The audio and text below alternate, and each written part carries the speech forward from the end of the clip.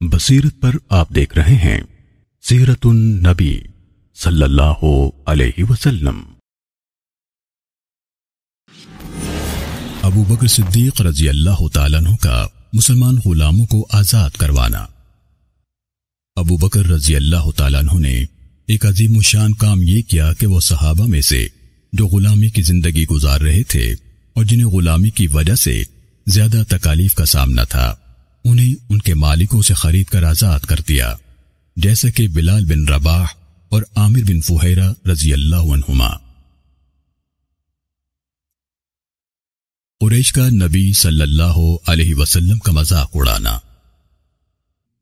قریش نے اسلام دشمنی میں ایک نیا کام شروع کیا کہ وہ نبی صلی اللہ علیہ وسلم کا مذاق اڑانے لگے۔ مذاق اڑانے والوں میں اسود بن عبد یغوث اور اسود بن عبد المطلب وغیرہ تھے۔